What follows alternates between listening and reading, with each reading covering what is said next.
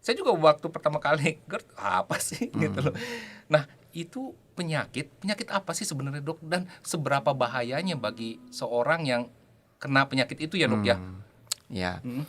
jadi GERD itu sendiri atau gastroesophageal reflux disease adalah kondisi di mana produksi asam lambung melebihi kebutuhan tubuh itu sendiri. Nah, itu sebabnya apa dok? Bisa asam lambung yang melebihi? Oke, faktornya ada satu. Para sahabat Indonesia, dimanapun Anda berada, berjumpa kembali dengan saya, Denny Widya, CBC di program Gemas Generasi Maestro.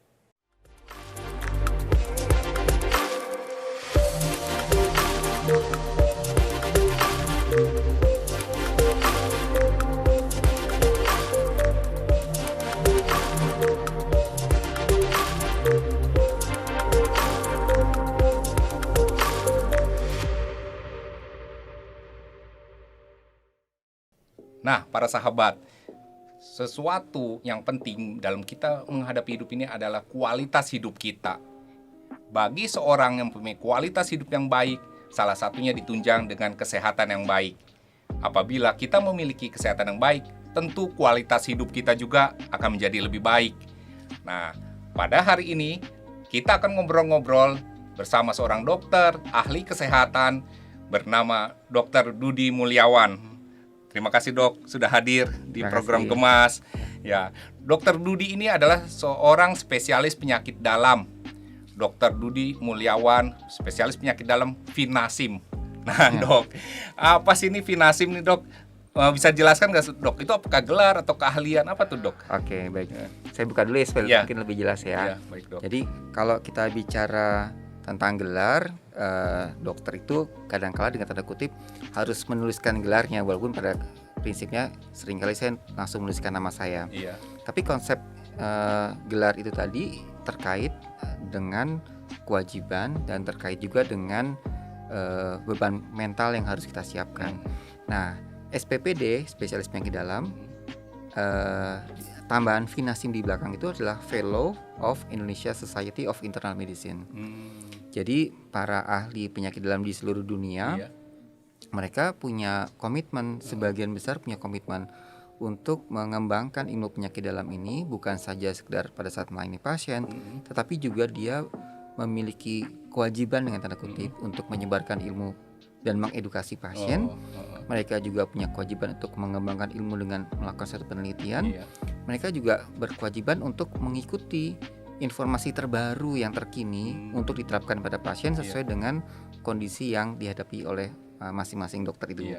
Nah, gelar Vinasim di belakang ini mengharapkan bagi seluruh dokter penyakit dalam memiliki tanggung jawab untuk mengembangkan ilmu, bukan saja bagi dirinya tapi juga bagi masyarakatnya. Demikian kira-kira. Iya, luar biasa dia. Jadi itu internasional ya dok ya berarti ya? Ya, jadi ada konvokasinya. Konvokasi itu artinya pengakuan. Seperti beberapa hari minggu depan itu ada Kongkernas, Kopabdi, Kongres penyakit dalam ahli penyakit dalam seluruh Indonesia yang diselenggarakan di Semarang. Nah, Kopabdi yang akan diselenggarakan di Semarang ini juga sekaligus akan melakukan konvokasi siapa saja yang berhak dan memenuhi syarat untuk mendapatkan gelar Vinasim di belakang SPPD-nya gitu. Diputuskan di kongres tersebut gitu ya. Betul. Nah dok, berbicara masalah penyakit dalam nih dok ya, kan banyaklah organ tubuh kita nih penyakit dalam ya. Nah mungkin kita secara terlalu luas kalau kita bicarakan satu persatu organ tubuh nih dok. Nah kita ngobrol tentang lambung aja kali dok ya. Hari ini nih salah satu organ tubuh kita adalah lambung. Nah sebenarnya lambung tuh fungsinya apa sih dok? Sebenarnya lambung itu merupakan salah satu bagian dari rangkaian pencernaan yang bekerja di tubuh kita. Jadi kalau kita masuk dari mulut, itu menghancurkan makanannya, kemudian akan diteruskan melalui kerongkongan karena harus melewati rongga dada, ya, dilanjutkan dengan kerongkongan. Di kerongkongan nanti akan masuk ke lambung. Nah, lambung tersebut bahasa Belandanya namanya mah gitu ya. Akan dihancurkan di level kedua. Kalau pertama dengan gigi geligi dan kemudian mungkin ada sebagian enzim dan air liur yang membantu mencernakan. nanti di lambung dihancurkan lagi secara kimia dan fisika juga. Jadi dihancurkan dengan cara lambung kan bergerak-gerak seperti gini ya. Itu nanti makanannya akan hancur, kemudian dicampur juga dengan sebagian enzim yang membantu pencernaan, dan nanti sedikit demi sedikit akan diteruskan ke usus 12 jari. Dan di situ nanti juga ada berbagai macam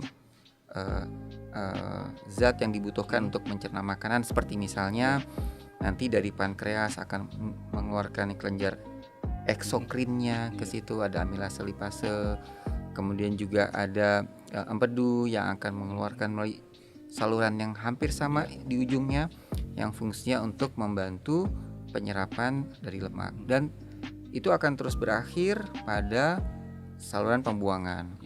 Nah, proses yang demikian panjang ini tadi itu salah satunya dimulai dari lambung yang fungsinya menghancurkan makanan, sekaligus di situ tempat untuk membunuh kuman-kuman yang mungkin masih ada dalam jumlah yang tidak terlalu banyak, agar dapat dimatikan oleh asam lambung. Nah, Demikian. kalau posisi lambung tuh di sebelah mana, Dok? Ya, jadi lambung posisinya di sebelah sebelah sini. kiri. Sebelah kiri ya. Sebelah kiri atas, betul. Sebelah kiri atas, kemudian nanti ujungnya itu atau kita sebut sebagai pilorus, bagian terakhir sebelum masuk ke usus 12 jari.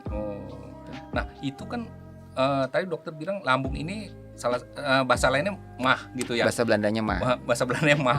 Nah, kalau orang sakit mah sekarang tuh, apakah selalu memang sakit lambung atau karena dia salah kaprah aja sih, Dok? Nah, kebanyakan orang gimana tuh, Dok? Orang ribut tuh, wah sakit mah atau dia salah kaprah gitu loh. Iya.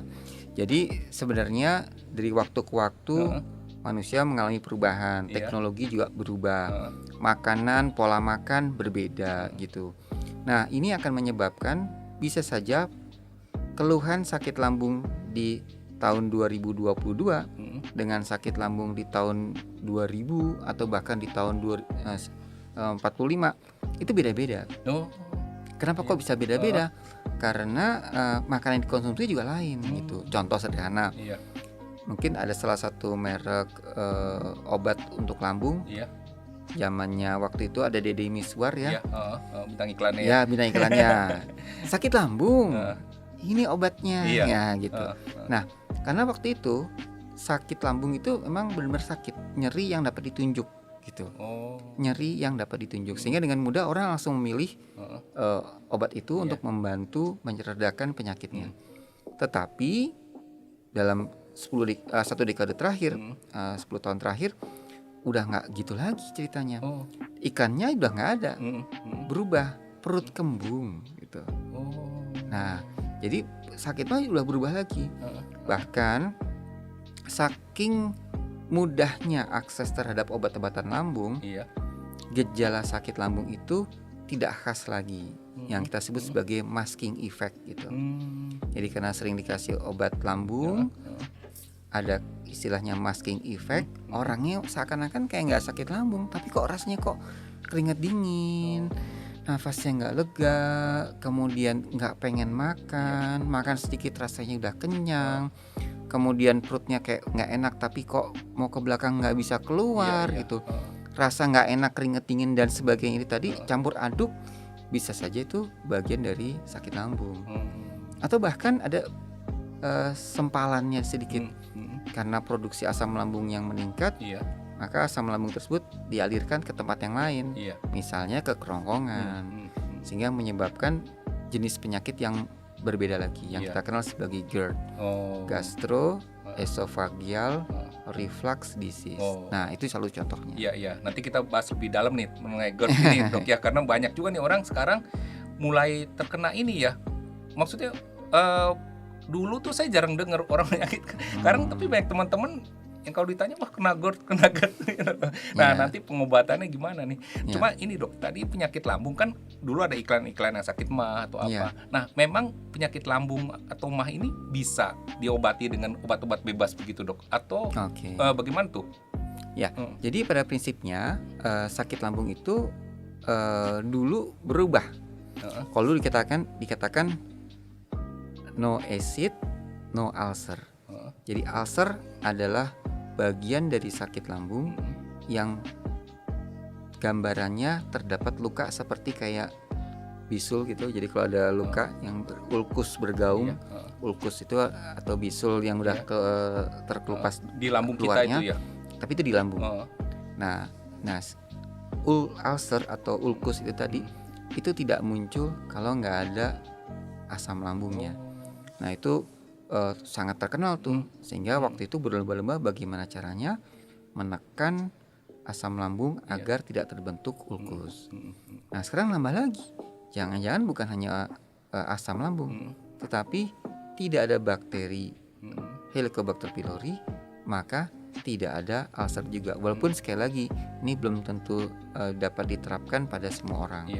Poin pentingnya adalah bahwa problem pada lambung variasinya tuh sangat beragam, sehingga orang yang sakit lambung tidak lagi sama antara satu dengan yang lainnya gitu. Walaupun ciri khas utamanya sama, terkait dengan makanan, entah nggak makan jadi perutnya sakit, atau terkait juga dengan jenis makanan yang dikonsumsi. Itu saja yang mungkin menjadi kesamaannya. Nah, kan orang sakit lambung karena nggak makan gitu dok ya. Karena nggak makan. Nah, bisa. kalau yang puasa gimana tuh dok? Okay. Maksudnya kan dia nggak makan juga ya, maksudnya dalam kurun waktu cukup lama lah ya. Nah, bagaimana efeknya terhadap lambung nih dok? Ya, nah jadi sekali lagi tadi ada dua kata kunci yang saya sebutkan. Yang pertama kita sebut sebagai asam lambung itu sendiri, yang kedua kita sebut sebagai bakterinya. Walaupun juga ada yang ketiga tuh, yaitu bagaimana kekuatan atau apa yang modal dasar dari lambungnya. Jadi kalau misalnya lambungnya itu mengalami gambaran kerusakan, ya sudah barang tentu akan lebih cepat rusak gitu. Nah, kalau kita ada titik keseimbangan antara faktor agresif dan faktor protektif, maka yang tadi dua yang saya sebutkan pertama, yaitu asam lambung dan bakteri itu sebagai faktor agresifnya, dan faktor protektifnya adalah dinding lambungnya itu sendiri, sel-sel yang menyusun dinding lambung itu sendiri. Itu juga merupakan hal yang terpenting. Nah, apa yang terjadi pada saat orang tidak makan? Tubuh kita akan menyesuaikan dengan cara mengurangi berbagai enzim dan zat yang dibutuhkan untuk pencernaan. Jadi asam lambung juga pasti akan berkurang, enzim-enzim juga akan berkurang. Bahkan secara kasar ludah kita pada saat kita tidur kan jadi kental kan, lebih kental, lebih berbau lah kasarnya begitu, dibandingkan dengan pada saat kita sedang makan atau pada kondisi yang lebih alert, lebih sadar tuh. Nah, pada saat kita sedang tidak makan atau kita sedang berpuasa, yang bekerja bukan hanya sekedar mulut dan lambungnya yang berhenti bekerja maksud saya, tetapi juga mata kita, pikiran kita. Jadi kalau puasanya itu terjadi pada orang yang mohon maaf nggak punya uang buat makan, karena terpaksa nih ya. Karena terpaksa, atau nggak sempet untuk makan, atau makanan nggak ada yang cocok gitu, itu akan berbeda dengan orang yang berpuasa karena ritual, karena ada sesuatu yang dicapai, gitu. Atau katakanlah, oh saya biasa makan jam 2 sampai jam 4. Ini kondisi saya sendiri ya. Jadi saya kebetulan kalau makan pagi minum jus gitu, kemudian makan siangnya karena kebetulan saya selesai kerjaan antara jam 2 sampai jam 4. Jadi waktu istirahat saya jam 2 sampai jam 4 itu adalah waktu makan saya. Sehingga saya makan sekali sehari. Tapi itu sebelum pandemi. Setelah pandemi saya pikir-pikir, wah berisiko juga. Makan siangnya tetap sih, saya berusaha untuk jam 12, tapi rata-rata jam 2 sampai jam 4. Makan pagi diusaha untuk tetap makan. Sehingga minimal kalorinya tuh nggak dikumpulkan jadi satu dengan risiko yang lain lagi gitu. Nah, karena saya terbiasa makan antara jam 2 sampai jam 4, mindset saya makan jam 2 sampai jam 4. Tapi bukan berarti bahwa saya nggak bisa makan jam 12. Tapi kalau misalnya ada kesempatan untuk makan jam 12, saya akan makan jam 12. Kalau nggak ada kesempatan untuk makan jam 12, nggak masalah, karena saya biasa makan jam 2 sampai jam 4. Jadi tubuh udah menyesuaikan. Tubuh menyesuaikan diri. Sehingga dengan kata lain, sekali lagi jangan jadi orang yang kepepet terus jadinya. Iya, gitu. Betul. Nah dok, kan salah satu unsur pencernaan itu adalah lambung kita ya. Seperti tadi dokter jelaskan. Bagaimana sih dok kalau kita mau sistem pencernaan kita itu baik lah, atau kita melihat orang nih, oh sistem pencernaannya baik gitu loh. Tanda-tandanya apa aja sih dok? Maksudnya ada nggak ciri-ciri khas orang ini punya masalah di pencernaan atau orang ini sehat secara pencernaannya gitu loh dok? Ya, sayangnya tubuh kita tuh semuanya multifaktorial. Misalnya ada orang yang makannya banyak, tapi nggak gemuk-gemuk nih, malah kurus. Jangan-jangan pencernaannya nggak bagus, mungkin. Jangan-jangan hormonnya ada yang terganggu, mungkin. Jangan-jangan pasiennya mengalami infeksi, mungkin. Jadi karena nggak ada satu faktor utama, multifaktorial, sehingga seringkali kita mengatakan bahwa ciri khas yang terpenting adalah apakah ada perbedaan antara kondisi sekarang dan kondisi yang kita alami 1 tahun, 2 tahun atau berapa waktu sebelumnya. Itu barangkali lebih mudah untuk dijelaskan. Jadi pada saat saya ketemu pasien, seringkali saya juga kesulitan pada saat mereka bercerita tentang sesuatu yang mereka nggak ngeh dengan apa yang terjadi sebelumnya. Kadang-kadang contoh paling sederhana, demamnya udah berapa hari gitu. 2 hari. Oh 2 hari ya, berarti dari hari Rabu dong. Oh bukan dok, dari hari Senin. Kalau Senin 4 hari. Oh 4 hari ya? Bentar saya hitung dulu. Oh ya 4 hari gitu. Itu contoh sederhana ya.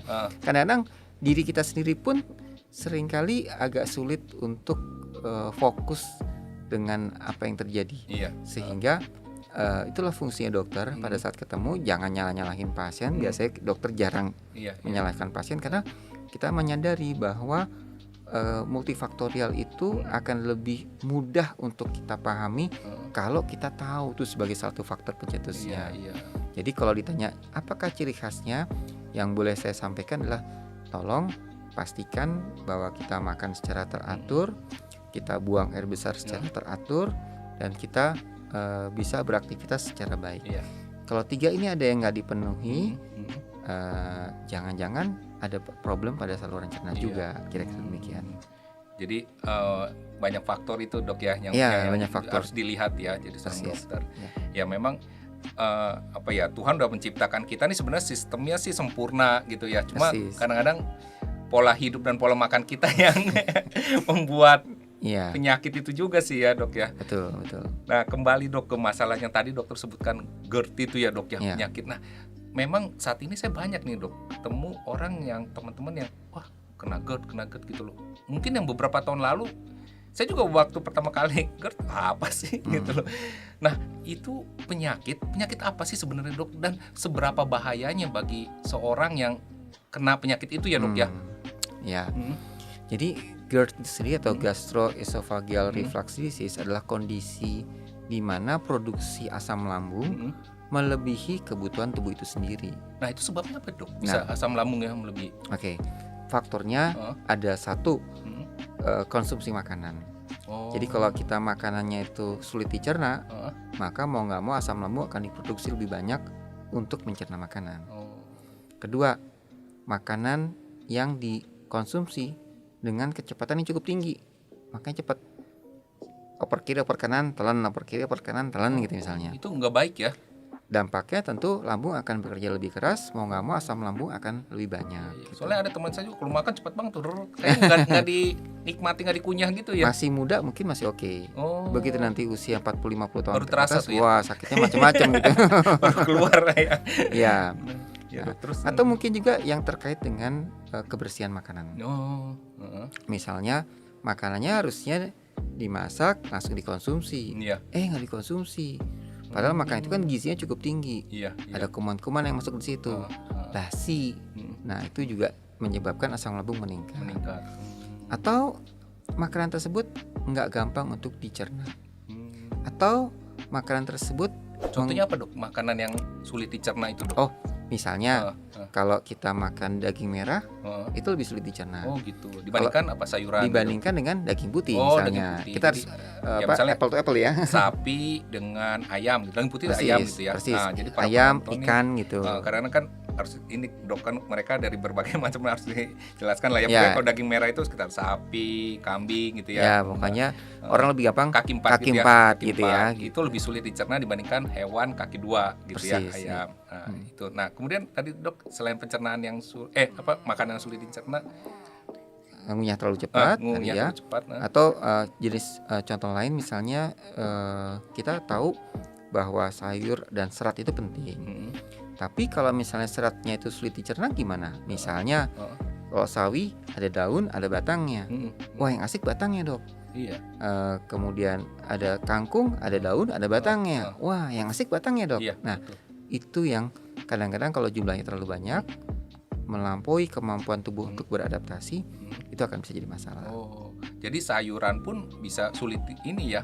Ya, bermasalah ya? Betul, bermasalah juga. Dan itu menjadi salah satu hal yang penting bagi kita dalam memilih makanan yang pas bagi kita pada saat itu. Gitu. Nah, sebaiknya gimana tuh, Dok, jadinya, Dok?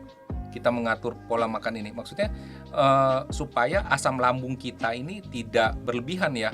Apa yang harus kita lakukan gitu loh? Oke. Nah, ada banyak sih caranya. Cara yang paling sederhana adalah kita ini bangsa yang kaya akan berbagai jenis makanan dari Sabang sampai Merauke. Iya. Bukan saja itu, kita juga kedatangan berbagai macam makanan dari luar negeri. Iya, iya. Yang import banyak, import, yang bukan berarti juga jadi lebih mudah buat kita. Iya. Jadi saya pernah ketemu sama salah satu pasien, dia bilang ini, Dok, saya ini kan orang dari Palembang yang biasa makan empek-empek pagi siang sore. Cukonya itu lumayan keras loh, Dok. Saya biasa itu makan itu nggak ada masalah pagi siang sore. Perut saya nggak ada masalah, Dok, gitu. Tapi kenapa setelah saya di Serpong, kebetulan saya ke Jakarta mau jalan-jalan sama teman-teman, wisata kuliner, belum seminggu perut saya sakit, Dok, jadinya. Nah, faktor yang paling mendasari bukan masalah cuko dari empek-empeknya, tetapi masalahnya adalah satu, variabilitas dari makanan yang mungkin enzimnya akan berbeda. Kedua, mungkin juga ada jenis kuman tertentu yang masuk ke dalam tubuhnya. Atau yang nggak kalah penting, konsumsi makannya terlalu banyak. Nah, paling tidak kita harus berpikir seperti itu dulu. Jangan berpikir, wah kalau begitu ini bahaya, ini nggak bahaya, ya nggak begitu juga gitu. Nanti jadi takut juga ya mau makan apa. Nah, Dok, sebenarnya sakit GERD ini ada faktor keturunan nggak atau enggak, Dok? Ya, secara umum saya belum mendapatkan literatur yang menyebutkan GERD ini sebagai bagian dari genetik tertentu. Memang ada beberapa gen tertentu yang ada kecenderungan itu, tetapi belum sampai ke arah kesimpulan bahwa ini berhubungan dengan genetik tertentu yang diturunkan gitu. Jadi yang saat ini kita anut adalah GERD itu berhubungan dengan pola makan, berhubungan dengan tanda kutip budaya juga sih sebenarnya. Lifestyle orang juga ya. Iya, betul. Nah, itu penyakitnya gimana sih, Dok? Dia asam lambungnya terus naik ke atas. Maksudnya bisa terjadi itu karena apa sih? Karena salurannya gitu. Oke. Jadi teorinya ada beragam. Yang terpenting dimulai dengan jumlah asam lambung yang berlebihan. Itu pasti itu satu. Terus yang kedua, konstruksi dari tubuh kita sendiri. Jadi kalau tadi saya sebutkan dari kerongkongan masuk ke lambung, itu ada klepnya. Namanya lower esophageal sphincter. Jadi katup bagian bawah dari kerongkongan. Nah, katup itu tadi akan menutup yang fungsinya membuat supaya makanan itu dicerna dengan baik di lambung. Begitu, gasnya banyak, mau dikeluarin. Orang sendawa itu ya, itu sendawa. Sebenarnya ini ya. Pada saat dia sendawa dia akan relaksasi supaya gasnya keluar. Tutup lagi, cerna lagi dan seterusnya. Nah, itu jadi masuk bagian dalam sifatnya fisiologis, artinya normal ya. Wajar aja kayak gitu. Menjadi tidak wajar kalau ternyata asam lambung yang dikeluarkan cukup banyak sehingga kita akan merasakan rasa pahit di lidah. Kemudian ternyata akibat asam lambung yang cukup tinggi pada saat sendawa, mungkin ada makanan ke atas, mungkin ada rasa panas di dada, mungkin ada kesulitan bernafas, mungkin membutuhkan pengobatan tambahan, atau bahkan menyebabkan kualitas hidupnya terganggu, misalnya tidurnya jadi nggak bisa, atau nggak bisa beraktivitas sama sekali. Nah, waktu itu saya pernah melayat temen gurunya anak saya sih, mantan gurunya. Nah, keluarganya bilang karena GERD itu saluran pencernaan dia meninggalin dok, karena itu mendadak memang. Iya. Nah, apakah kira-kira benar nggak dok pendapat itu, atau memang bisa menyebabkan sampai orang meninggal dunia mendadak itu penyakit GERD itu? Iya, saya juga dengar cukup banyak ya di berbagai macam kesempatan begitu, bahwa orang yang menderita GERD itu bisa berisiko meninggal. Konteksnya sebenarnya bukan GERD-nya. Meninggal karena masalah pencernaan gitu. Iya, karena disebutkan seperti itu. Nah, masalah pencernaan itu macam-macam sih, tapi kalau mendadak yang terbayang oleh saya adalah adanya perforasi atau ususnya bocor. Bisa nggak ususnya bocor? Bisa aja. Bisa nggak terjadi perdarahan? Bisa itu sekali. Bisa mendadak ya dok ya? Nah, prosesnya bertahap pelan-pelan. Jadi kayak contoh, saya ketemu pasien yang muntah darah misalnya gitu, kan kelihatan kasat mata. Iya. Jadi kita bisa tangani. Tapi saya juga pernah ketemu sama pasien yang kondisinya baru pulang dari mall, datang ke IGD. Iya. Sebelumnya sehat-sehat aja kan? Ya dari mall. Iya, makanya bukan saya ke rumah dari sakit ya. mall. Dia bawa secangkir kopi, datang ke IGD. Aduh dok, nih perutnya nggak enak nih kayaknya nih. Saya nggak tahu deh kenapa nih gitu. Iya. Jam 10 malam tuh. Jam 10 malam. Dia naruh kopinya di meja, terus dia berbaring lah gitu. Iya. Diobatin. Jam 11 dirawat aja, karena diobatin responnya nggak bagus. Terus jam 11, terus begitu saya periksa jam 11 malam, setengah 12 gitu, saya ngeliat kok nadinya kok cepat, kok keringat dingin, kok mukanya pucat, kok ternyata ada tanda-tanda seperti orang perdarahan, meskipun dia nggak ngaku berdarah. Dia nggak cerita muntah darah, nggak cerita muntah darah, nggak cerita macam-macam. Terus saya bilang, tapi perutnya sakit, masih sakit dok, udah dikasih obat. Oke, saya harus pasang selang. Waduh dok, saya nggak mau pasang selang. Saya bilang, pasang selang itu bukan untuk nyiksa, tapi untuk membantu dokter mengamati ada darah nggak. Jadi kalau misalnya ada darah, dipertahankan ya, supaya saya bisa monitor berapa banyak darahnya yang keluar. Gitu. Itu cerita jam 12 malam. Nah, pada saat hasilnya diperiksa, dokter jaganya bilang, dokter ini ternyata HB-nya masih 11. Yakin dok masih perlu dirawat di ICU? Iya, karena shock, saya bilang gitu. Wajib dirawat di ICU. Nggak apa-apa dok, masih 11 loh dok, nggak apa-apa gitu. 11 kan bukannya agak rendah dok? Untuk laki-laki 13 kan? Tapi 11 tuh masih tolerable. Ya. Tapi tanda-tanda shock itu tadi yang menyebabkan harus dirawat di ICU ya. Nah jam 3 lagi dilaporin, dok HB-nya 5,5. Secepat itu turunnya? Secepat itu. Nah itu contoh sederhana bahwa kadang-kadang kalau kita tidak diperiksa dengan baik, neglected, risikonya tinggi gitu. Itu yang mungkin orang mengabaikan awalnya kali ya dok ya, merasa gitu takut sih sebenarnya. Seperti tadi pasang selang itu takut. Saya jangankan pasien, saya sendiri juga merasa dokter kejem banget tuh masang selang. Saya ingat benar itu kejadian puluhan tahun yang lalu ya, pada saat saya masih menjadi dokter muda. Saya melihat demonstrasi bagaimana pasien dipasang selang. Wah kayaknya serem banget gitu. Nah kemudian pada saatnya saya harus pasang selang, saya katakan harus pasang selang, harus ya. Maaf ya, tapi ini harus. Itu selang tuh bukan selang infus ya, beda ya dok? Bukan, selangnya besar, masuk lewat hidung, ke kerongkongan sampai ke bawah gitu. Saya dengar aja udah merasakan dok. Iya. Saya juga bisa mengerti kalau itu nggak enak banget. Tapi nggak tahu kenapa, mungkin saya juga sugestinya bagus ya, ngasih tahu ke pasiennya. Rata-rata mau mereka pasang ya, pasang. Tenang sahabat, nggak apa kok, santai aja gitu. Dan rata-rata paginya pada saat saya datangnya gimana kondisinya, makasih dok, udah enakan gitu. Jadi rata-rata mereka senang gitu. Ada yang sampai 3 hari berturut-turut nggak mau pasang selang, malamnya kesakitan terus gitu, karena penyakit yang lain lagi ya. pasang selang, akhirnya mau dipasang selang. Kan simpel kan ya, pasang selang. Udahlah, yang masang selang saya. Nanti kalau sakit saya cubit aja. Ya, saya dicubit gitu. Jadi pasti pasang selang.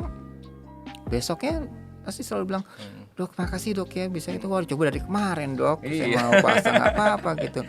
Saya bilang, kalau nggak kepepet, nggak bakalan saya akan meminta untuk pasang selang. Tapi untuk meredakan keluhan itu emang bagian yang harus kita pertimbangkan. Jadi itu tindakan pasang selang udah memang harus ya dok ya. Jadi harus. Ya memang sih kadang-kadang, aduh nggak mau dok. Ya kan kita pasang selang bukan sesuatu hal yang rutin kan. Iya. Jadi kadang-kadang kalau saya ada, saya akan pasangkan. Kalau saya nggak ada, yang pasangkan dokter atau perawat yang terlatih. Jadi mumpung ada saya nih, mau dipasangin atau enggak? Jadi udah pasang dokter deh, pasang. Udah ya, makanya kalau kadang kita di rumah sakit udah ini pasrah aja pasang aja udah pasrah dah, dokter bilang apa udah, karena kan memang mau sembuh sih sebenarnya ya. Kadang-kadang nunggu menderita dulu, tapi kadang-kadang juga ya banyak faktor. Intinya itu hubungan antara dokter pasien yang kadang-kadang memang sifatnya apa ya? Sifatnya private. Jadi bisa saja dokter pasiennya setuju. Anaknya nggak setuju. Oh jangan dok, jangan. Nanti ibu saya kenapa gimana gitu. Ya karena anaknya nggak tega. Ya. Jadi saya bilang, udahlah, saya tidak untuk menyiksa ibu. Saya anggap ibu saya sendiri, saya bilang gitu. Jadi harus dikerjakan. Gitu. Nah dok, jadi kembali ke penyakit GERD itu dok. Kalau orang udah punya penyakit GERD itu ya, apa sih GERD itu yang harus dia lakukan dok supaya itu sebenarnya bisa sembuh nggak sih dok? Atau harus bagaimana cara menanganinya tuh? Orang yang udah pernah kena nih dok ya. Nah, masalahnya cuma satu. Ini nggak gampang tuh disembuhkan. Jadi sebagian besar memang kebetulan mungkin pasien saya baik-baik semuanya ya, sembuh gitu. Bisa sembuh, nggak ini lagi, nggak kambuh lagi dok? Ya artinya saya kan nggak boleh kayak dukun ya. Iya. Kalau kayak dukun tuh artinya, wah nggak balik lagi. Gitu ya. Nggak balik lagi. Kalau nggak balik lagi berarti sembuh kan? Iya. Belum tentu. Iya. Jadi saya taunya dari mana? Balik lagi nganterin temennya yang lain yang sakit GERD, balik lagi nganterin istrinya yang sakit yang lain gitu. Jadi intinya adalah bukan pada orang yang nggak balik lagi, tetapi saya tanya gimana? Udah enakan dok, udah bagus nih, pokoknya benar deh kok, disiplin kita dok. Iya. Tapi nggak semudah itu juga. Makanya ada komunitas GERD ya, sehingga mereka sharing. Ada ya? Ada komunitas GERD ya, sehingga membantu mereka untuk saling menguatkan. Makannya apa aja sih gitu. Kan ada orang yang nggak bisa hidup kalau nggak makan cabai misalnya ya. Ada orang yang kerjanya stres terus tapi menyenangkan. Dia bilang, saya kalau kerja enak dok, tapi stres terus dok. Tapi habis itu GERD-nya kambuh. Nah, komposisi ini menjadi hal yang penting gitu. Jadi harus dijaga tuh pola makan dan pola hidup sih dok. Sebenarnya dari GERD itu ya. Betul. Selama itu dijaga ini ya. Tapi ada nggak obat-obat yang dengan pengobatan itu dok? Ada obat-obat farmasi gitu? Banyak sih. Banyak ya itu ya. Tapi tidak semata-mata obat kan? Karena kalau ada semata-mata obat bisa beres semuanya kan? Urusannya beres. Belum tentu juga. Kadang-kadang sampai giginya rontok dulu karena gara-gara GERD. Oh itu bisa terjadi? Bisa. Infeksi hidung itu, rinitis yang berulang-ulang karena gara-gara GERD gitu misalnya. Wah dampaknya, efeknya luar biasa ya GERD ini ya. Macam-macam ya. Kayak para penonton nih ya, ketika Anda punya penyakit GERD ya, salah satu pencegahannya apa? Pola makan dan pola hidup itulah dok yang bisa kita lakukan ya dari diri kita ya sendiri. Betul. Ya. Sebelum ke dokter itu yang bisa kita lakukan. Ya luar biasa nih dok udah sharing masalah GERD, karena sekarang ini banyak sih, karena ini ya mungkin karena pola makan dan pola hidup manusia modern sekarang ini kan, waduh, kerja dan makannya kan jadi nggak teratur segala macam tuh. Itu salah satu penyebabnya ya dok ya. Betul. Nah dok, cerita tentang dokter ini dulu, apa sih dok yang melatar belakangi dokter Dudi ini mau memilih jadi dokter? Apa punya cita-cita dari kecil dok? Soalnya kalau anak-anak kecil sekarang kan tanya, salah satunya kan cita-cita dari dokter gitu, jadi insinyur, dari dokter. Nah kalau dokter sendiri gimana dok? Emang punya cita-cita dari kecil jadi dokter? Iya, sebenarnya cita-cita dari kecil betul jadi dokter. Tapi sempat agak sedikit digoyahkan waktu itu. Oh kenapa dok? Ada salah satu dokter yang kebetulan saudara, kamu jadi dokter? Wah salah tuh. Udah belajarnya lama, penghargaannya kurang, rugi banget jadi dokter. Wah gitu. Udah kamu nggak bisa, jangan jadi dokter gitu. Rugi banget gitu. Sementara saya berpikir, saya bengong juga. Oh gitu ya gitu. Jadi yang melatar belakangi saya ingin jadi dokter tuh dua hal. Iya. Yang pertama mungkin kecilnya saya sakit-sakitan. Oh gitu. Karena saya sakit-sakitan, ya mungkin definisi sakit-sakitan adalah saya sakit manakala liburan. Waktu itu SD itu kan liburnya 3 kali kan. Iya. Artinya libur Dulu catur bulan ya. catur Catur bulan, bukan semester ya. Sehingga saat liburan saya sakit. Saya nggak jalan-jalan. Iya. Liburan lagi sakit lagi, nggak jalan-jalan lagi. Jadi karena itu, karena saya sakit-sakitan, saya juga sempat ke dokter untuk berobat. Kemudian Itu sakit apa sih, Dok? waktu itu kebetulan saya nggak jelas ya. Kalau nggak salah tuh mual, demam, tapi nggak ada batuk pilek, cuman mau muntah gitu. Suatu saat karena hari Minggu, waktu itu belum zamannya IGD kan, dibalah ke salah satu tetangga yang jaraknya nggak sampai 500 meter lah. Di tetangga itu dan dokter, dia nggak praktek. Tapi karena kita tetangga enak juga kan kali ya. Ya udah nunggu setengah jam atau 1 jam gitu, baru diterima masuk. Pas masuk diperiksa. Dulu tuh ciri khasnya adalah harus neken dengan tong spatel untuk melihat ada faring merah atau enggak di tenggorokan. Oh gitu. Itu seakan-akan kewajiban. Iya. Kalau sekarang kan mungkin karena zamannya Covid, enggak juga tuh. Enggak gitu ya. Jarang periksa ya. Dan jarang sekali periksa anak kecil dengan tong spatel zaman sekarang. Zaman dulu kita selalu periksa. Yang ditekan itu kan? Yang ditekan. Ya. Akibatnya muntah kan. Pas muntah diusir, suruh keluar muntahnya gitu. Ya memang kalau muntah di wastafel akan repot kan memangnya. Tapi itu membuat saya trauma. Trauma dalam artian saya ingat itu. Iya. Dan saya bilang kok sombong banget ya gitu. Mungkin kalau misalnya disiapin ini ada tempat plastik segala macam, mungkin saya akan lebih senang gitu, lebih nyaman gitu. Ada berapa? Kalau saya dulu berusaha untuk meletakkan tong spatel beriringan dengan gitu juga ada plastik yang siap dimuntahkan, langsung set dibuka gitu. Jadi artinya orangnya cukup nyaman, nggak usah jauh-jauh gitu. Kadang-kadang lihat plastiknya juga nggak jadi. Nah itu yang pertama. Yang kedua ibu saya. Jadi ibu saya bilang gini, kebetulan di keluarga nggak ada yang jadi dokter gitu. Lut, kamu jadi dokter ya. Nanti kalau papa mama sakit, kamu bisa ngobatin papa mama gitu. Dan kamu orangnya baik dan jujur, katanya gitu. Terlalu baik gitu. Nggak bisa jadi jualan, nggak bisa jadi apalah yang profesi yang menuntut trade gitu ya, menuntut perdagangan. Jadi mendingan kamu jadi dokter aja, lalu kerja yang baik, mudah-mudahan dapat rezeki, ya paling tidak bisa menafkahi keluarga, makan tahu tempe cukup, yang penting anak-anak bisa sekolah sampai selesai gitu.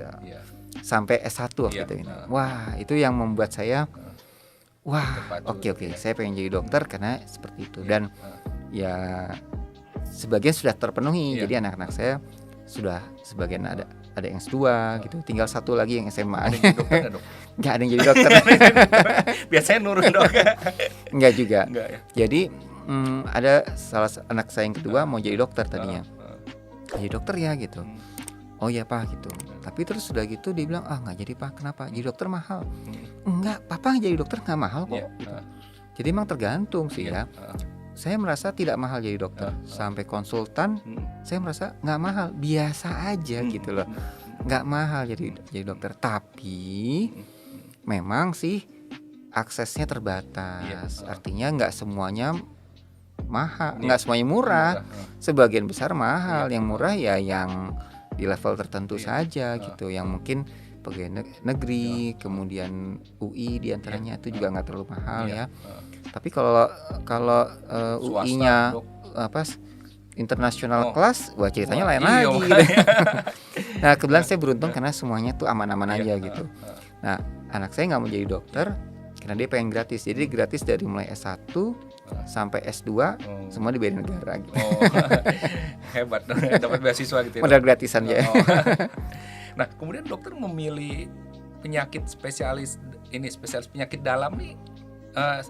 S2-nya kan dok ya. Betul. Ada alasannya nggak dok? Oh iya. Jadi waktu itu kenapa kok saya pengen jadi dokter penyakit dalam? Karena saya melihatnya dua hal sih sebenarnya. Saya ngelihatnya, wah nilai saya banyak A-nya nih.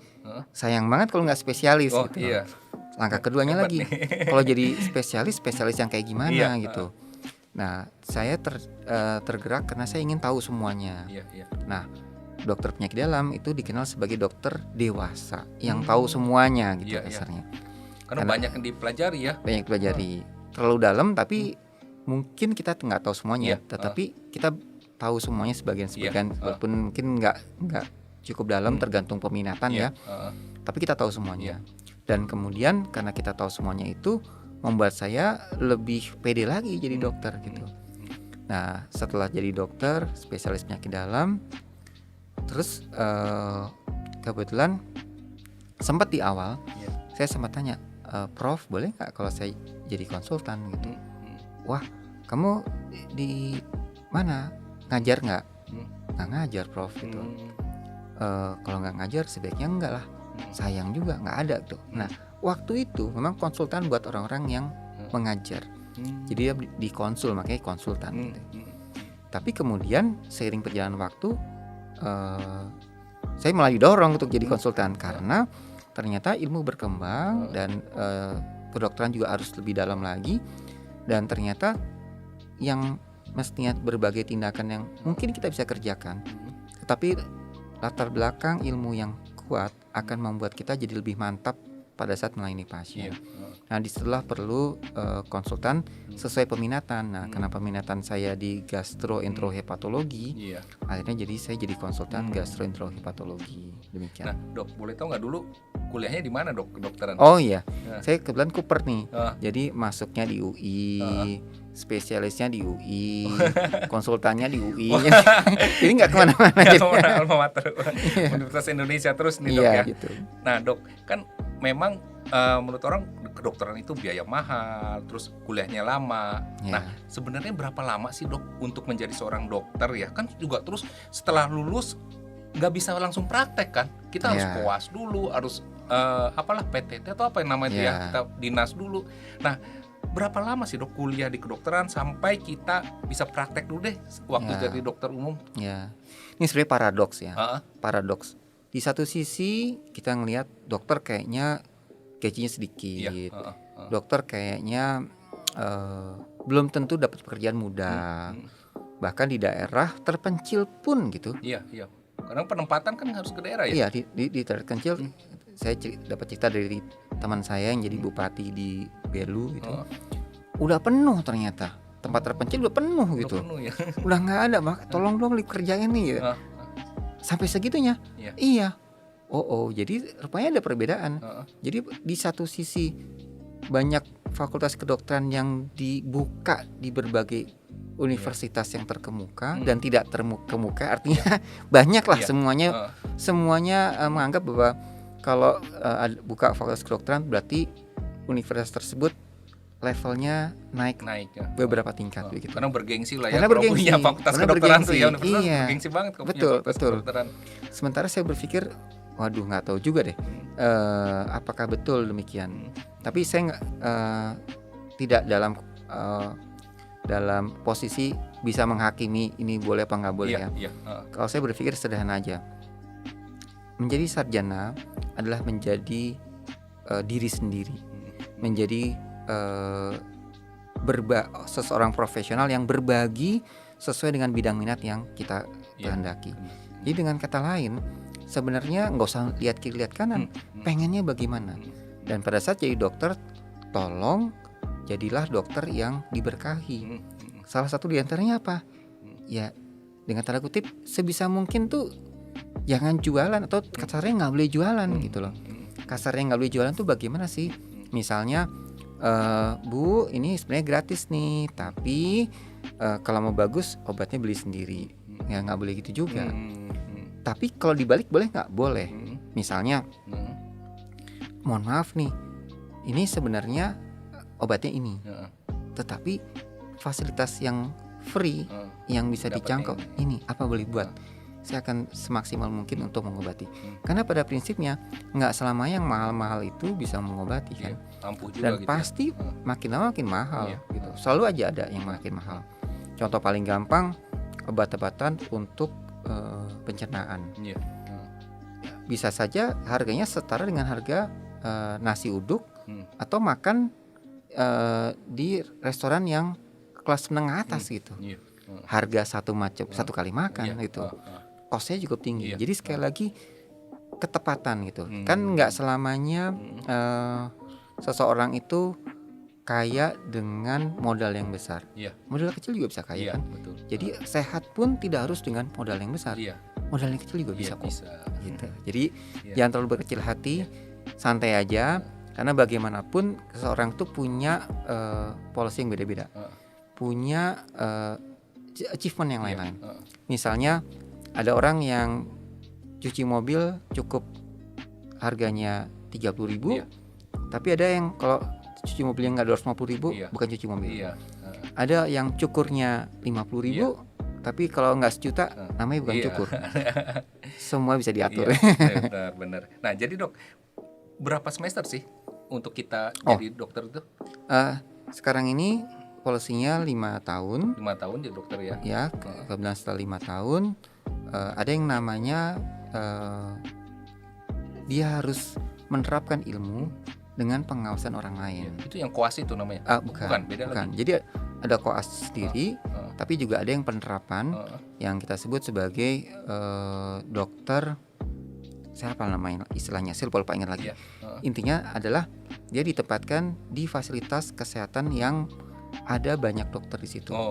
Jadi bukan dokter praktek ngikutin nama yang lain. Jadi magang gitu dia ceritanya, bukan juga? Dia bekerja melayani pasien, tapi dengan pengawasan dokter yang lain. Jadi ada adjusting gitu ceritanya. Contoh sederhana nih ya. Misalnya kapan seseorang dapat obat darah tinggi misalnya gitu. Oh, kan darahnya tinggi, langsung aja dikasih obat gitu misalnya. Belum tentu hamil atau enggak. Kalau hamil obatnya apa? Kalau nggak hamil obatnya apa? Kalau nggak hamil kapan ditangani? Kalau hamil kapan ditangani? Gitu. Ada yang bisa ditangani setelah 3 bulan, ada yang perlu ditangani segera. Tergantung grade-nya. Nah, itu semua perlu adjusting sehingga pada saat kita memberikan obat itu tidak lagi kita terpikir bukunya apa segala macam gitu. Sama kayak sopir lah gitu. Begitu nyopir kenapa miring kiri miring kanan, udah ada di alam bawah sadar sudah punya feeling juga, brain chemistry-nya udah jago lah kasarnya gitu. Intuisinya udah ada. Nah itu berapa lama dok yang ini? 1 tahun. 1 tahun, berarti 6 tahun tuh dok ya? 1 tahun sampai 2 tahun ya. 6 berarti tahun. kan tadi kuliah 5 tahun, kemudian itu 1 tahun lah, anggap 6 tahun. Kemudian harus apa lagi tuh dok? Itu udah jadi dokter. Udah jadi dokter, dia sudah bisa berkarya. Udah bisa ini ya, berkarya jadi dokter gitu ya. Betul. Jadi dokter. Nah, udah dapat izin praktek gitulah ya. Sudah dapat izin praktek pribadi. Nah, cuman satu lagi nih, kan bawaan lagi tuh ya. ID misalnya mendorong, ayo siapa yang mau praktek pribadi silahkan. Gitu. Tapi sekarang ternyata nggak terlalu banyak praktek pribadi. Praktek pribadi apa nih dok?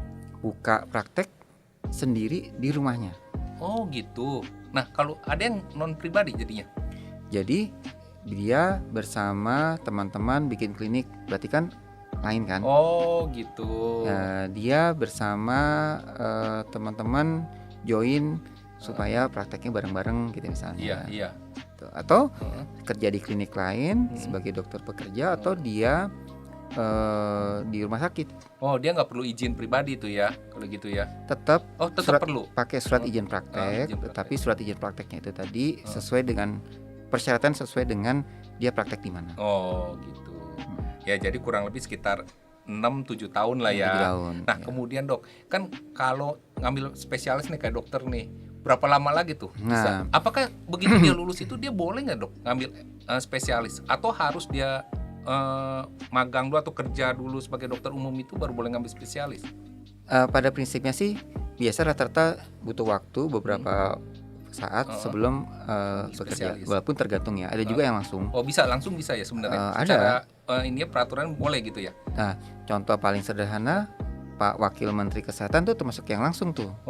Karena di waktu itu kita mencari bibit-bibit yang bisa langsung menjadi dokter yang dibutuhkan dalam pelayanan dan sebagai dosen juga gitu. Itu langsung. Iya. Nah, tapi rata-rata sih orang ini dulu dok ya. Dia praktek dulu. Rata-rata ada yang bilang cari modal dulu gitu.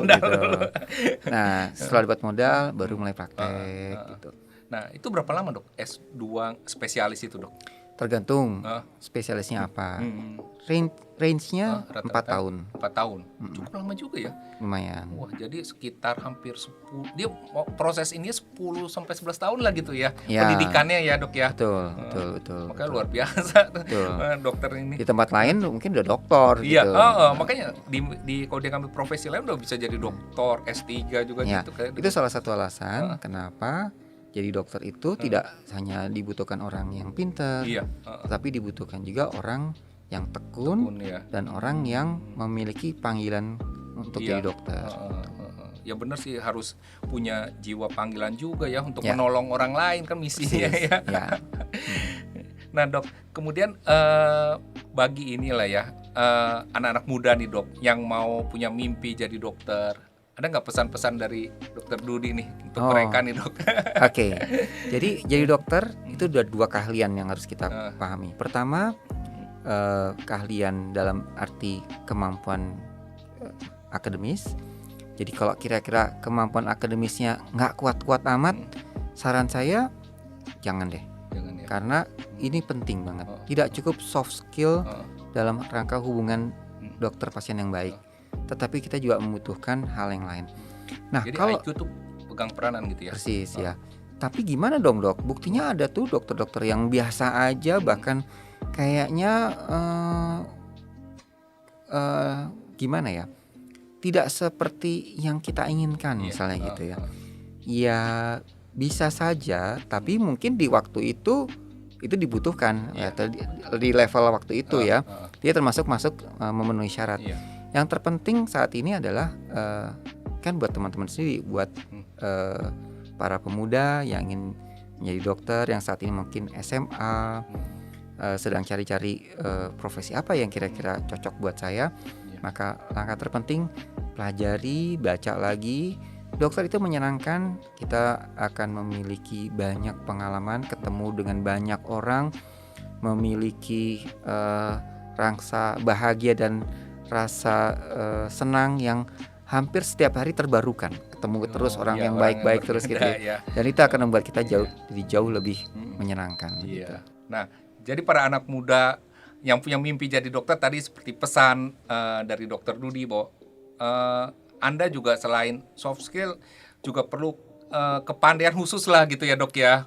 Karena itu nanti akan menentukan apa? Karena proses pembelajaran jadi seorang dokter ini ya menentukan ya IQ-nya agak lumayan lah gitu lah ya intinya ya dok ya. Nah dok, ada nggak pengalaman yang menarik dok selama menjadi dokter nih? Yang selalu yang sampai teringat lah saat ini gitu, nggak terlupakan dok? Banyak sih. Yang paling menarik dok, ada nggak? Ada yang lucu lah. Yang lucu dok. Yang lucu. Ini ada pada satu kesempatan ya, saya disuruh menggantikan merawat pasien, menjawab konsul dari konsultan yang kebetulan berhalangan. Oke, saya datang gitu. Terus udah gitu, oh ini perdarahan saluran cerna. Oke, obatnya gini. Kalau diteropong juga boleh, nggak diteropong ya kalau udah sembuh karena penyakitnya cukup berat. Jadi ada gastropati stres, ulcer karena perdarahan lambung karena penyakitnya berat itu tadi. Sementara diobatin dulu aja gitu. Karena biasanya typically seperti itu. Nah, nanti untuk berikutnya konsul lagi ya gitu. Nah, saya kira udah selesai dari minggu aja. Seninnya saya kan nggak berhubungan kan, karena itu saya membantu menjawabkan. Begitu selesai, dok, nih ada konsul lagi dok. Oh ya, oh ini kemarin di ICU, di ICU nih. Iya, saya lupa 2-3 hari kemudian, agak lama gitu. Kemudian dokter dirawat di ruang rawat biasa gitu, masih belum sadar pasiennya. Saya bilang, oh kok masih belum sadar ya? Oke, tapi mungkin udah boleh dirawat di ruang rawat biasa gitu. Jadi tanpa rasa bersalah saya bilang, oh ya ini obatnya ntar maksimal lagi dioptimalkan ya, bla bla segala macam gitu. Terus ternyata saya baru ngeh bahwa sebenarnya tadinya diminta untuk dipulangkan karena kondisinya cukup berat, sehingga tidak bisa, khawatir akan membutuhkan biaya yang cukup besar dan kemudian akhirnya akan menjadi beban bagi keluarga. Dan memang sih sebaiknya dokter juga harus pikir-pikir bahwa tidak semuanya memang bisa kita maksimalkan, karena bagaimanapun kondisi keluarga itu penting. Betul. Gitu. Nah pada saat saya datang gitu, karena saya nggak tahu menahu kan, saya bilang kita optimalkan ya obatnya gini. Oh ya dok, gimana dokter aja, kerjain aja dok gitu. Dikerjain lah gitu. Saya minta, begitu saya ketemu terus dikasih tahu, dok ya jadi pulang dok. Lah kenapa pulang? Ini kan masih berat kondisinya. Enggak dok, ini sebenarnya mau dipulangin loh. Waduh, jadi gimana dong kalau gitu? Ya tapi dia keluarga nggak mau pulang? Enggak, katanya mau aja gitu. Oh ya sudah kalau gitu, ya terserah dokter lah. Ya saya bilang karena dalam pikiran saya masih ada kans nih untuk diobatin gitu. Saya obatin aja gitu. Nah ternyata setelah diobatin bisa sembuh, bahkan bisa pulang bertahun-tahun gitu, masih belum meninggal gitu. Kan artinya kita tidak pernah tahu umur orang tuh bagaimana ya. Nah jadi kadang-kadang saya pikir, waduh untung saya sok tahu dan nggak terlalu mikir macam-macam gitu ya, sehingga saya berpikirnya ya gimana cara nolong orang gitu. Sempat diledekin jadinya, jangan-jangan tuh penyakitnya tuh digeser ke kambing tuh. Iya, kalau dia pulang tuh mungkin beda lagi ceritain di dok ya. Iya, saya nggak tahu tuh. Saya bilang oke, jadi itu satu kebanggaan juga, kebahagiaan gitu. Kontrol teratur, yang tadinya nggak kenal orangnya nggak sadar, sampai kenal, bisa ngomong gitu. Itu sesuatu yang berharga sekali. Ya merasa ada kepuasan batin lah dok ya di situ ya, kadang-kadang ketika kita bisa menolong orang tuh ya. Betul. Luar biasa nih dokter Dudi. Dok, ngomong-ngomong sekarang berdinas di mana aja nih dok? Ya kebetulan saya bukan pegawai negeri, ya, tapi saya punya komitmen untuk melayani pasien BPJS tuh awalnya tuh. Atau pasien-pasien yang sifatnya nggak mampu gitu. Nah sehingga saya menyediakan di rumah sakit pemerintah. Saya di rumah sakit anak dan muda harapan kita. Nah tapi saya juga swastanya di rumah sakit Bethsaida Hospital di Gading Serpong ya. Di Gading Serpong ya. Nah cuman memang sekali lagi pola dokter beda-beda gitu ya pegawai negeri. Tentu ada alasannya kenapa kok nggak mau jadi pegawai negeri, kenapa kok lebih milih jadi pegawai negeri. Sekali lagi dikembalikan kepada teman-teman. Nah saya waktu itu berpikir jadi pegawai negeri itu yang saya takutkan adalah sekali lagi sebelumnya saya jadi dokter karena saya nggak suka dengan dokter yang pernah melayani saya, melayani saya. Dan saya juga nggak suka dokter pada saat saya ngelihat di rumah sakit pemerintah yang nggak standby kasarnya begitu. Saya nggak suka waktu itu, apapun alasannya ya. Sehingga itu yang memicu saya nggak mau dan takut jadi dokter pegawai negeri karena nanti saya korupsi waktu nih. Jadi mendingan saya nggak dibayar atau dibayarin dikit dibandingkan saya jadi dokter yang korupsi gitu. Jadi udahlah. Gitu kira-kira. Luar biasa nih dok, cerita dengan dokter udah cukup lama juga kita cerita pengabdian dokter lah. Saya melihat memang dokter ini luar biasa, punya jiwa menolong pasien ini luar biasa gitu loh dok. Ya terima kasih dok udah hadir di program Gemas. Sama-sama. Ya kita bisa sharing berbagi dengan banyak penonton nih dok. Ya para penonton, para sahabat semua, tadi obrolan saya tentang bersama dokter tentang penyakit lambung, GERD dan segala macam kisah dokter luar biasa. Bagi Anda yang suka dengan video ini, silakan subscribe, like, berikan komen dan tolong share pada banyak orang agar mereka juga mendapat cerita yang menarik dari Dr. Dudi bagaimana menangani penyakit GERD dan lainnya. Sampai jumpa di episode berikutnya. Bye bye. Para sahabat, ini adalah buku ke-8 saya, sebuah novel berjudul Menembus Waktu. Buku ini berisi kisah perjalanan hidup saya, kisah nyata perjalanan hidup saya dari masa kanak-kanak sampai saat ini. Buku ini akan saya persembahkan kepada para narasumber saya yang hari ini narasumber saya Dr. Dudi Mulyawan. Dok, ini buku novel kisah nyata kehidupan saya, Dok. Oke. Saya berikan buat dokter, semoga berkenan dan berkenan untuk membacanya juga. Baik. Ya. Terima kasih banyak ya. Mudah-mudahan Sama-sama bermanfaat. udah hadir juga, Dok, di acara program Gemas ini ya, Oke, Dok. terima kasih. Ya.